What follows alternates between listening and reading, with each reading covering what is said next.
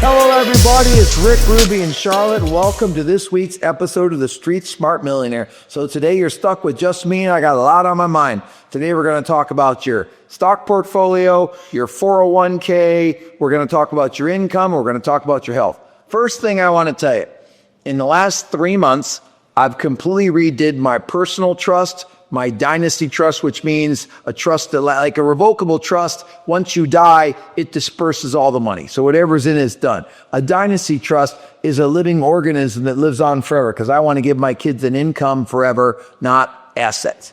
Now, then I did my charitable trust because when you have a lot of money, you want to fund a charitable trust to give your money to charity. So I'll put half of my money in a charitable trust. I just funded it for this year. And it also saves me some income tax. And I'm charitable anyway, so better to give it through a trust, just better advantage of some of the tax situations. Now, Friday I had my first real physical. My friend Scout Foreman is one of my best friends, one of the wealthiest men I know. He did this executive physical and they found something in his heart and he had a stent put in and he's all over me. So I had my first 8-hour physical. I mean, all day, tested me for everything, and he poked me, prodded me, hooked me up to wires and did all these tests. I have a little bit of high cholesterol. I went on a pill and a baby aspirin. I met with a nutritionist, changed my diet up a little bit, added a little more fiber, a little more protein. I met with a physical therapist, worked on my training, how to be in a little better shape. Met with my doctor. I got to meet with a heart specialist. It's no problem. I got no issues. It's pretty healthy. But I'm just telling you, I'm making some changes instantly. When I left there Friday, I've changed my diet. I've started in the morning doing 20 push-ups, 20 crunches, and 20 squats. Nothing. It takes 1 minute on top of my 2 workouts. In my workout, I do about 50 reps of about 22 exercises. I'm going to add 1 set of 6 reps of really heavy weight. The doctor would like me to have a little more muscle mass. I'm kind of a skinny old man, so he wants me to add a little muscle mass. You make some changes. My life insurance is all updated. You need 30-year term life insurance until you have $5 million.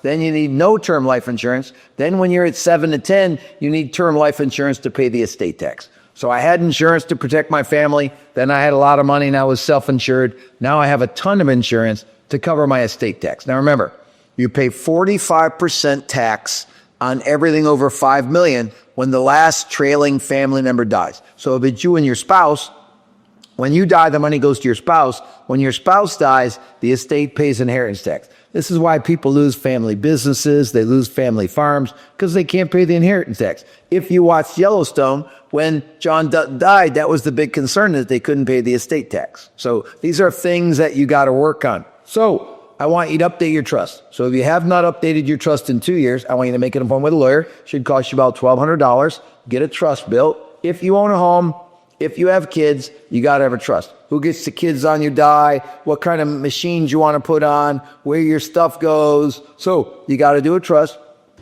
Get a good physical. Make some changes to your fitness. Make some changes to your diet. And live a lot longer. I think that I'm a little aggravated that I went and I wasn't as healthy as I thought I was, but I'm telling you, I'm making some changes. I was 190 pounds. I'm normally 185. I've dropped 4 pounds in 4 days just by eating 4 meals a day. I eat a Fairlife Core protein shake, 42 grams in the morning. I have a turkey sandwich for lunch. I have a meat and a potato for dinner. I'm adding a protein shake in the afternoon. You need 4 good meals a day. You need to take on more protein. I mean, this is just what the nutritionist told me, so it's what I'm telling you. So we talked about your trust. We talked about your life insurance. We talked about your fitness. Now let's talk about your business. Everybody is in sales. If you're a doctor, you're in sales. If you're a lawyer, you're in sales. I watch the show Suits. They're salespeople. They're talking clients into coming with them. They're talking clients into staying with them. They're talking the jury into winning with them. So I love the show Suits. I think it represents business really well. I think that Jessica's the boss. She's really tough and demanding. She's ruthless. I think Harvey's the superstar. You all need to become Harvey. He's just driven, tough, confident, wins all the time. I think Donna is the best ops person I've ever seen in my life. I think Rachel is a good trainee. She's learning how to be a lawyer. I think Mike is a good associate, young, tough. I'll give you an example. I interviewed a young loan rep next to you for cross country, which is a company I do a lot of coaching with. And he's an up and comer, does 25 million, but man, he does the basics really well. He's dressed really well. He's really committed to his future. He's going to do really big things, but he's been in the business 8 years and he's currently making about 350. And it's hard to make a lot of money. I mean, there's only 10% of America makes over 250. Only 1% of America makes over 500. Only 0.1% makes $1 million. So I'm telling you, it's hard to make a lot of money. That I've done it for so long is pretty rare. And I've done it for so long. Here's why. I'm always getting new clients. I'm always tightening up my system to take better care of the clients I have. So getting new clients, taking better care of the clients you have, and managing the money. So it's 3 things. It's your lead generation and your referral partners is 1, and your conversion. Number 2, it's your team experience that they give the client. Is the client wowed? Are they thrilled? And 3rd, do you manage the money properly? So I just had 130 people at my latest event. There were guests. I had 350 members. I signed up 98 for coaching. When it was all said and done, I got 70 new students. So I got a bunch of new students. Now me and my coaches and my team are calling all these students, getting them aligned to make sure they make money. If they make money, they'll stay. If they don't make money, they'll fire me. So I got to make sure my clients make more money, save more money, and give more money. That's why they're paying me. So do your clients know why they're paying you? What are the 3 things that they're going to get by dealing with you? For me, if you're in the core, you're going to make more income, you're going to save more money, and you're going to give more money away. This is what's going to happen if you pay me. So if you pay me in my subscription for $99 a month, my level 1 accountability program for $750 a month, my level 2 for $2,000 a month, or my high-end level 3 program for $3,500 a month, you're going to make more money, you're going to save more money, and you're going to give more money to charity, or you should fire me. That's what you do. So are you clear? Like in the mortgage business, we will close you on time and smooth. That's what we will do in the mortgage business. Close on time and smooth. In the coaching business, make more, save more, give more. So you got to be clear on what you do for your clients, and you got to do it better than anybody else. I will guarantee you, I run a better mortgage company and a better coaching company than anybody else. My mortgage branches close in 11.75 days. They make 50 points profit. We got people that have been with me up to 30 years that have been working for me. So I run what I consider to be a better business. Now, I have flaws. I'm always trying to figure out how to work more efficiently. I'm always trying to get it done with less employees. I'm always trying to get it done with more referrals, and the clients are thrilled and we get better reviews on social media. I'm always working on making it better. I'm always working on helping my loan reps get more realtors and more leads. I'm always tweaking my P&L. Last month, I ended up doing 90 million and made 55 basis points, which was a really good month for a mortgage branch. Really good. So, I'm always working on my finances. Now, let's talk about lead generation. So what I want you to do right now is I want you to write down your perfect referral partner, who it is, what their name is, 3 or 4 categories that they have that they're doing that make them the perfect referral partner. Like when I interviewed Tyler Leslie, he's got this lady named Becca. She gave him 15 deals last year. She refers really strong. She only likes to go out to fancy meals once in a while, so he takes her to lunch or dinner. She's very loyal. She gives him grace when he screws up. That's a really good referral partner.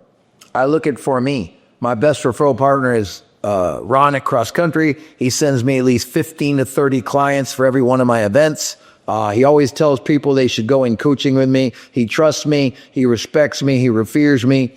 My next best referral partner is a guy named Scott Foreman, who's one of my head coaches. He always brings 8 or 10 people to the program. These are my best referral partners. Chris Vincent runs Windsor Wholesale. He always brings me 4 or 5 clients. These are my best referral partners. They're loyal. They're fun. They care for me. They listen to me. We iron sharpens iron. Those are my best referral partners. I look at my best clients. My best clients do what they're told. They work hard. They're courteous. They're fun to coach. They take it on the chin. They don't get all sensitive. Listen, it's data, tactics, and feelings. The data said I'm in pretty good health. The tactics are change my diet, change my exercise. I got to go see this heart specialist, get one more heart test on Friday. That's the tactics. The feelings are, I was a little nervous about going to the doctor. I'm a little nervous now that I'm not as healthy as I thought I was. I'll tell you a story. My dad died at 60. His dad died at 55. His 3 sisters died at 60. My mom's 85. Her brother is 82. So on my mom's side, they live a long time. On my dad's side, they don't live a long time. So I'm right with God. I've been happily married. I raised good kids. I've left my estate, fabulous shape. I've left the industry better than it was without me. I've made a big difference in the mortgage and real estate industry. I've done a lot of good things in my community. I've given a lot away. So I've always said I'm ready to go when it's my time. I'll tell you honestly now, I'd like to extend my time as long as possible. I'd like to be here yelling at you for as long as I can, whooping you into shape, holding you accountable, picking on you when you make mistakes, guiding you. That's what I want to do. So I look at getting new clients. Understand who your perfect referral partner is. Go get 10 more of them. So if Tyler had 10 Beccas, he'd be doing 100 million. He'd be making $1 million a year, but he don't have 10 Beccas. He's got to go find 10 perfect referral partners. If I had more owners of mortgage companies that believed in me and referred me, more wholesale guys that believed and refer to me, more big producers that believe and refer me, I would have an easier time filling them in. I get my events full, but they're a lot of labor. I did at this last event, I did 50 Zoom trainings with different organizations. I did 9 live talks to fill my event. Plus my coaches and my clients referred me a lot of people. But the difference between a really good trainer and a bad trainer is how many people you can put in the room. How many people can hear your message. How many people can see what you're doing. Like we have about 18 to 22,000 that are watching this podcast every single week. So I know I'm really wealthy and I'm really balanced. So I know my topics. I'm really credible at what I'm talking about. I'm a really good salesman. I'm a really good coach. I'm a really good businessman. Now listen, I'm working on my sales skills. I'm working on my coaching skills. I'm working on my financial skills. I'm always working how to get better. Like in the stock market, I made 3 trades yesterday and sold out of things. I sold 1 thing this morning, less things. I freed up some cash. So let's talk about the stock market. So you have to invest in cash on the sidelines, real estate, and the stock market. You have to invest. You cannot not invest. Even money in the bank is invested, making anywhere from 2 to 5%.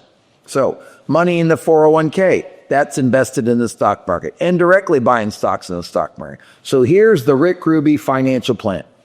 You take 20% of your paycheck, you save it every month. Half of it goes to reduce debt, half of it gets invested.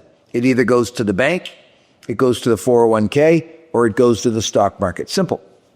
Once you get 10 to 25 grand cash, max out your 401k. Max your 401k is maxed out. Start putting money in the stock market. Let's talk about how to invest. Now, we understand that we're going to take 20% of every paycheck for 20 years. Now listen, I swear to you, 39 years in a row since I met Bill Wortley, a very wealthy man that taught me about money, and he had $6.3 million in the bank, and he said, save 20% for 20 years, you'll be wealthy. I met him 39 years ago. I have saved 20% of every paycheck for 39 years, and I have never taken equity off the table in real estate or take any money out of the stock market. I've never done it. I buy stuff on debt, then I accelerate it with my cash flow, and I'll get into that in a minute. So I have saved 20% for 39 years. I'm super wealthy. I'm more wealthy than most people you will run into. I mean, I just looked it up. And where I'm at, there's like 20,000 people that have what I have in the bank. That's a pretty small crowd of people. So I have a pretty big bank account. So I will tell you this. I've done it because I've saved in the stock market for 39 years and I've never taken it out. Let's talk about where to put the money. So the 2 best investments are the SPY or the S&P 500. That's an index fund that has about 500 stocks in it and has some of the biggest names, some of the smaller names, some of the new names. There's a wide variety of 500 stocks. So it gives you diversity. Something's going up, something's going down. So year to date, the S&P 500 is up 6.4% year to date. Now, over the last 25 years, the SPY or the S&P 500, which is actually what it is, SPY is a way to buy it, is up 11% annually over 25 years. 11%. That's fabulous. Like all these financial planners, like we rival the S&P. All these mutual funds, we try to rival the S&P. Well, if you're not going to beat the S&P, you might as well just be in the S&P. So just so you know, 55% of all my money, my 401k, my kids' accounts, my personal accounts is in the S&P 500. Now, there's 2 ways to buy the S&P 500.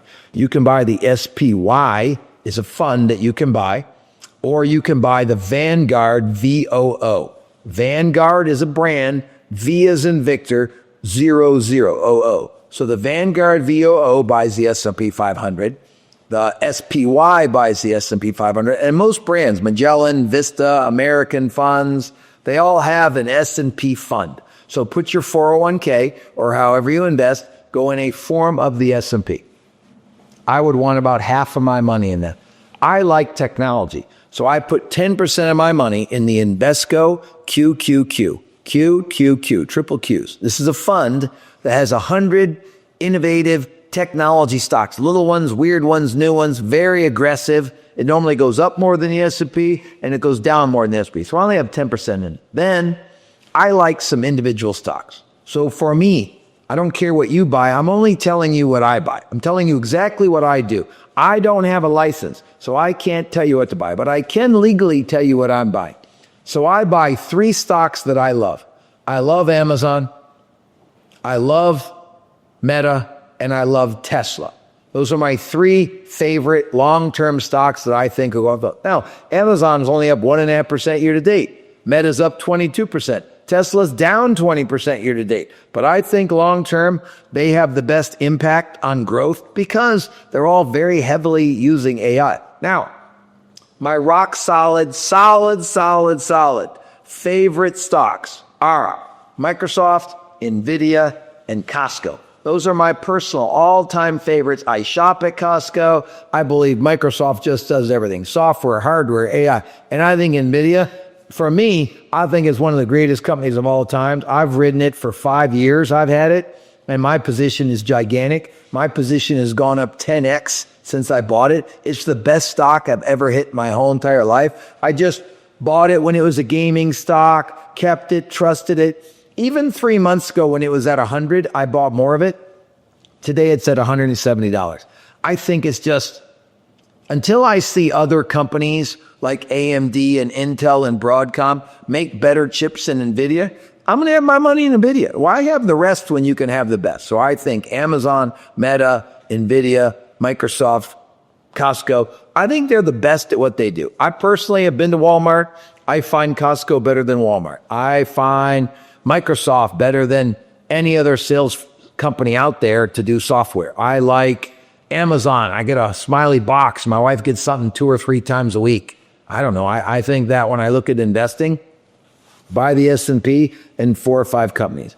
I think the future, I think AI is just beginning. So I meant there'll be a big AI revolution. I think we'll all have robots. I think Tesla will be the dominant company in the robot business. I think Nvidia will be the chips in the robots. I think we'll buy the robots through Amazon. I think they'll run by Microsoft. I think they'll talk through Meta. I think all those companies will be a big part of the AI future. This is just my personal opinion. You got to do what you do. You got to seek good counsel. So wherever you get good counsel, licensed, wealthy, I give advice because I'm wealthy and I do what I teach what I do. So I don't tell you what to do. I tell you what I'm doing. So make it clear. I'm only telling you what I'm doing. What you should do is do your own investigation, your own research, seek out counsel, talk to financial planners. You got to get a financial plan. You got to get a fitness plan. You got to get a health plan. You got to get a death plan. So everything requires a plan to take it to the next level. So remember, the data don't lie. The tactics fix the data, and then you have good feelings after it's all done. So that's my thoughts about wealth, balance, what to work on. You know, I'll tell you something that I believe in that a lot of people don't believe in. I believe in chores. I try to fix what I can fix. I'm not super handy, but I try to fix whatever I can fix. This weekend, me and my nephew pulled 4 bags of weeds. I pulled 2, he pulled 2. I cut the grass with the riding mower at the farm. I trimmed the pond with the weed eater. I pulled a couple fences that broke. I fed all the animals. I cleaned up a lot of animal poop. This weekend, I tracked it, and I did 7 hours of chores. Now, could I pay somebody to pull weeds? Could I pay somebody to cut the grass? Could I pay somebody to trim the pond? Could I pay somebody to pull fence? Could I pay somebody to pick up animal poop? I know, but what's the point of living on a farm if I'm not going to do some of the work? So I have not done much of this work in the past. In the 4 years that I've been on the farm, I've done more chores than ever, and I'm really happier. I think it makes me more grounded. I think people that do chores are good people. I think people that pay to have everything done in their life, I think they get a little spoiled. And when you're spoiled, you're a little entitled and you're not as good a person as you could be. I think that if you want to be kinder, if you want to have better behavior, if you want to be more liked by other human beings, I would tell you honestly, do more chores. I think chores just ground you and make you a normal human being. Get out there and sweat a little bit. Now, a good friend of mine and one of my coaches, Eric Colby, who's shredded. I mean, he's like 45 years old and he's in the best shape ever. He wears this backpack called this rucksack. He sent it to me, and I wore it a couple times. It was kind of heavy, and it was kind of inconvenient. So I decided this weekend, I'm going to wear it while I did my chores. So I wore that rucksack, 45-pound backpack. It's got steel weights in it. I wore it for all 7 hours, when I walked the dogs, when I pulled weeds, when I fed the animals. I wore it for the whole 7 hours. I'm going to wear it every week. I'm not going to wear it every day, but I'm going to wear it every weekend. Changes I've made to my diet. I've added more fruit. I'm adding a little more fiber. I added another protein shake. I start my day off with a protein shake. I'm adding another protein shake in the afternoon because let's be honest, your body needs protein to grow muscles. It's easy. In my workouts, I'll add a little extra heavy weight. I'll probably do 5 or 6 reps of the heavy weight. This trainer said I had to take my body to exhaustion a little bit and give it a couple days to rest. So listen, I'm a big fan of being a leader, so I'm a bigger fan of being a student. So if you want to lead other people, and you want to lead by example, and you want to lead by authority, and you want to serve other people, which is the best form of leadership, is to serve, to be an example, to be an authority, in that order. If you want to lead more people, be a better student. A lot of you could, listen, if I'm not the right coach for you, or I'm not the right podcaster for you, or I'm not the right example for you, find somebody that you really believe in their philosophies and do yourself a favor and look behind the curtain. Come check me out anytime you want. I practice what I preach. I live a really solid, balanced life. I work really hard. I was putting in 60, 65 hours a week. Now I'm down to 55 hours a week. I believe if you don't work 50 hours a week, you're not going to do anything well in life. So I believe you work 50 hours a week. I believe you have to do 4 hours a weekend of chores. That's what I believe has to happen. So right now I'm working 55 hours a week. I'm working more than I'm telling you to work. I'm doing 6 or 7 hours a weekend of chores. I'm asking you to do 4 hours of chores. I think these are simple. You gotta, the Bible in the Proverbs today said you gotta seek good counsel. I think I'm good counsel for wealth and balance. I think there are people that are more balanced than me, and there are people that are wealthier than me. I think I do both really well. I see a lot of wealthy people, and they're all single. And they're single because they're consumed by one thing. I'm consumed by Jesus, marriage, fitness, health, coaching, income, increasing my giving, increasing my portfolio. These are all things that are important to me. Now, I'm competitive. So I want to be the best coach I can be. I want to have the best portfolio I can have. I want to be the best mortgage man I can be. Now listen, what I don't want to be is the best ever. That's not possible. So I had somebody the other day said they wanted to be the best female loan rep in America. I said, that's a mistake. You want to be your best.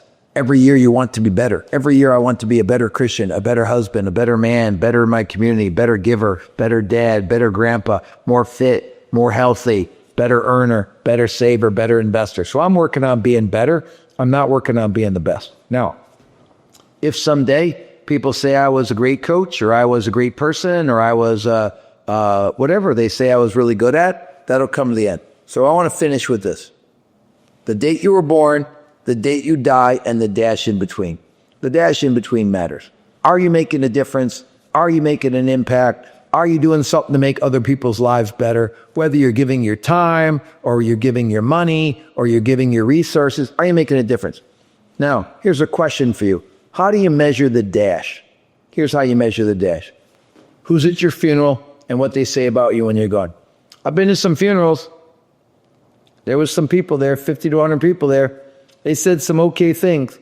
I'm telling you, for me, I want 300 to 500 people at my funeral. I want them to say one thing. He changed my life. That's all I care about, is I change more lives as I go forward. That's my purpose. That's what I believe God put me on this earth, to create disciples, create millionaires, and teach life balance. So I'm a big disciple of Jesus. I have some Jewish friends that are big disciples of God. I have Muslim friends that are big disciple of Allah. I think that you got to be disciples of God. I think that you got to be accumulating wealth, and I want to create as many millionaires. Just so you know, my two favorite stats about me. I've created 767 millionaires in the last 24 years. In 24 years that I've been a coach, I've helped 767 people make $1 million in 1 year. 767 different people. That's a lot of millionaires. Just so you know, 0.1% ever makes $1 million in a year. I've had 767. My second favorite stat, my coaching company, between all the members and me, and I always carry about 350 to 450 members, we've given away $272 million to charity in the last 11 years that I've been tracking it. So I track what every one of my coaches, what I give, what my members give away, and in 11 years, we've given away $272 million in charity. That's my two favorite stats. Now, my third stat, I've been over $1 million in income every year since 1995. So just so you know, I just finished February, I hit it. So February, I hit my 30th year where I made over $1 million. I think that's really consistently big for a long time. I think people have made more money than me in a year, but normally they don't make over that number as many years as I've made it. I've not had a bad year. And I think that I'm very consistent with my effort. I'm always working on my process to make it better. I'm always tracking the money really well. So that's how I do so well financially. And in balance, man, if you read anything about God, it's about balance. It's about working hard. He says work sun up to sundown, 6 days a week. He says do chores. He says relax. He says invest in your future. He says save money. He says don't be a debtor. And these are all things in the Bible. Now listen, you either look at the Bible as a great book that's been around 2,000 years, or you look at it as the Word of God. However you look at the Bible, that's how you look at it. So listen, that was my ramblings for the day on the Street Smart Millionaire. Go out there, make yourself a lot of money, invest it wisely, give plenty away to charities, go out there and have balance. And listen, if you want to have more balance, be more charitable. Nothing says like kindness and growth and goodness and love like checkbook, like what you write. You know, years ago, somebody said to me, let me look at your checkbook and I'll tell you where your heart is. Well, you look at my checkbook. I give a lot of money away. I invest a lot of money. I take care of lots of family members. My checkbook, I'm pretty okay with where those checks are going. Is your checkbook okay with where the checks are going, or are you not doing good things with the money? Have a great week. Rick Ruby, Street Smart Millionaire, over and out.